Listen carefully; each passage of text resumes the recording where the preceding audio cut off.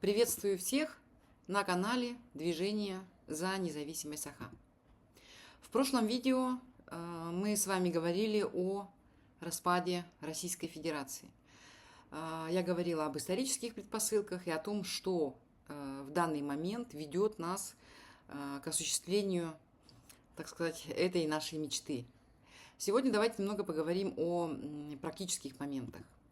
Каждый из нас, Саха, те, кто находится и в России, и, например, в Казахстане, в Германии, во Франции, может быть, в США, все эти люди, все мы с вами можем помочь ускорить развал Российской империи.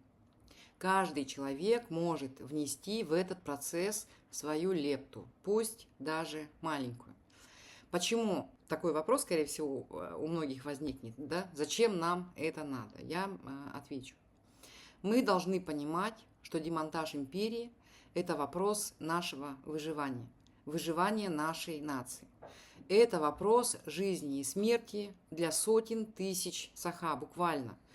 Впрочем, для сотен тысяч бурят, не знаю, там, калмыков, алтайцев, башкортов и так далее. Да? Поскольку империя не остановится, значит, не распадется сама, или этот процесс будет настолько долгим, что мы не доживем до окончания этой империи. Поэтому мы можем сейчас действовать так, чтобы привести к скорейшему развалу этой империи, остановить ее. Да. От эффективности наших действий будет зависеть наше будущее. В том, что я сейчас буду говорить, нет ничего сложного или чего-то уникального. Все максимально просто. Во-первых, это информационная работа. Создание, распространение контента о реальной жизни в Республике Саха, вообще в России, в Республике Саха в частности, поскольку мы сейчас говорим о нашей республике. Что-то вы увидели, сразу же записали видео, смонтировали, выложили в сеть. Не умеете монтировать, отправили это видео, например, в независимые медиа, отправляйте к нам в директ или к нам на почту, неважно. Увидели интересное, поделились этим видео, увидели интересное видео, этим видео можете с кем-то поделиться. И это несложно. Задача минимум, чтобы жители самой нашей республики, республики Саха, знали правду. Например, какие законы принимают депутаты. Например, сколько денег от них прячет Айсен Николаев и его правительство. Есть ли средства, например, на продукты питания? Что у нас там с лекарствами? Что у нас происходит с системой ЖКХ? И прочее, прочее, прочее. Очень много контента, который можно снимать. Люди должны знать, что они живут не в мире розовых пони, а живут в мире нерешенных проблем. И даже, скажу точнее, проблем, которые усиливаются. Задача максимум – это, конечно, чтобы через такой контент о наших проблемах, об экономических проблемах, о языковых проблемах, о политических проблемах узнавал Запад. Они должны знать, политики западные должны знать, что Россия несет беды и смерть порабощенным народам. Вот так максимально ненасильственно, максимально информативно и эффективно вы можете работать. В этом нет ничего сложного и в этом нет ничего опасного, я вас уверяю. Во-вторых, это работа по максимальному, скажем так, сопротивлению русскому миру, культурному сопротивлению. Что имеется в виду? Например, вы историк или хорошо знаете историю. Отлично. Пишите настоящую историю Саха. В любом виде, это может быть видео, если вы умеете делать ролики, пишите карточки, делитесь этой историей со всеми. Например, вы учитель якутского языка, тоже прекрасно. Создавайте контент, открывайте курсы, учите людей якутскому языку. Следующее, менять нужно, уже много-много раз мы слышим это, нужно менять имена и нужно менять свои фамилии на Саха. Я о себе скажу, почему я не меняю свое имя и фамилию, потому что в каком-то роде мои имя и фамилия уже бренд, поэтому я пока не буду от них отказываться, но обязательно я поменяю имя и фамилию, когда будет у нас независимость, когда я буду получать паспорт независимой республики Саха. я обязательно поменяю свое имя и поменяю фамилию на якутские. Далее, там, где можно отказываться, нужно от употребления русского языка. В конце концов, якутский язык является государственным языком Республики Саха. Поэтому там, где только можно, в любых ситуациях отказывайтесь от употребления русского языка. Помните, наш блогер Миша записывал видео с гаишниками, где он говорил: я на своей земле, у нас второй государственный якутский. Пожалуйста, будьте добры со мной разговаривать на якутском языке. И все документы вы тоже можете требовать, чтобы вам писали на якутском языке. Если ваши дети, например, ходят в русскую школу, да, то вы можете перевести их в якутскую школу. Если, кстати, да, еще тут хочу дополнить, если ваши дети подвержены пропаганде насилия, пропаганде войны или, ну, такой русификации, да, насильственной, вы можете пойти, ну, на такой более радикальный шаг, вы можете вообще отказаться от школьного образования, перейти на домашнее обучение. Тогда ваши дети гарантированно не будут подвержены пропаганде, и также вы можете их обучать на якутском языке. В конце концов, нужно воспитывать, нужно уже сейчас начинать воспитывать в себе достоинство и гордость за нашу нацию.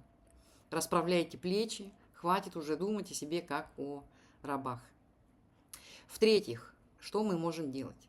Наш канал называется «Утарсыта», да, в переводе с якутского это «сопротивление». Вы можете сопротивляться. Эта работа, она посложнее, чем предыдущие две, и достаточно опасная. Так что, если вы выбираете для себя этот путь, то вы должны учитывать все риски. Нет, я сейчас не буду говорить о вооруженном сопротивлении. Не надо сейчас хватать оружие и бежать свергать власть. Действовать нужно иначе в современных реалиях, да? Первое, это может быть сбор информации, которая при распаде Российской Федерации, при развале империи будет очень полезна. Например, для тех же самых люстраций. Записывайте все, что вы знаете, весь компромат про чиновников, про политиков, про силовиков. Можете передавать эти данные нам, можете хранить их у себя для последующего обнародования. Здесь пойдет любая информация. Ну, например, кто с кем имеет какие там связи любовные, да, те же самые, кто берет взятки, если вы знаете, кто занимается отправкой на войну, кто занимается пропагандой. Здесь подойдут также любые личные данные, адреса, телефоны, имейлы и прочее. Да. Это все в определенный момент понадобится. Это все будет использовано для того, чтобы ускорить развал империи. Второе – это подготовка к силовому сценарию захвата власти. То есть уже сейчас надо готовиться к коллапсу, который наступит после некоего, скажем так, часа X. Как готовиться? В одном из предыдущих роликов я уже об этом рассказывала. Нужно обязательно быть физически здоровым, то есть следить за здоровьем. Обязательно нужно тренироваться, даже женщинам. И обязательно нужно покупать оружие, нужно вооружаться. Человек должен иметь оружие и уметь им пользоваться, чтобы когда придет время, не просто сопротивляться, да, но и суметь защитить себя банально, да, защитить себя, защитить свою семью.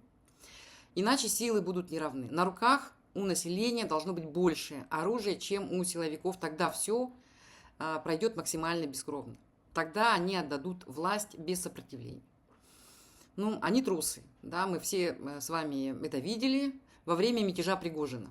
Мятеж Пригожина это вообще конкретно нам показало.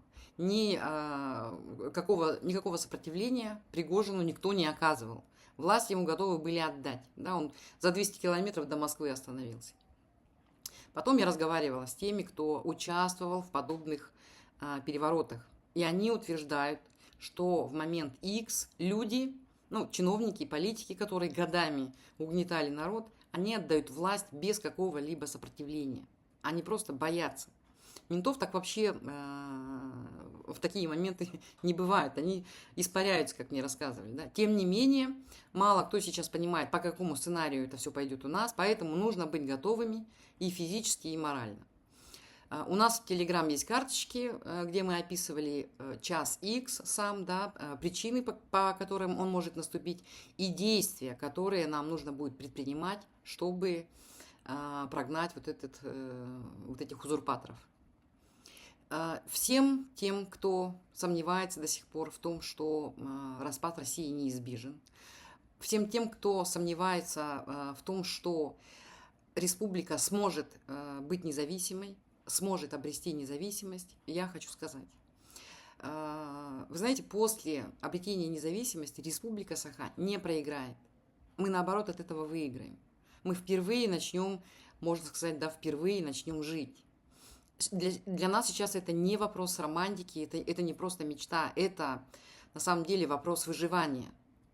Независимость автоматически откроет нам двери инвестициям.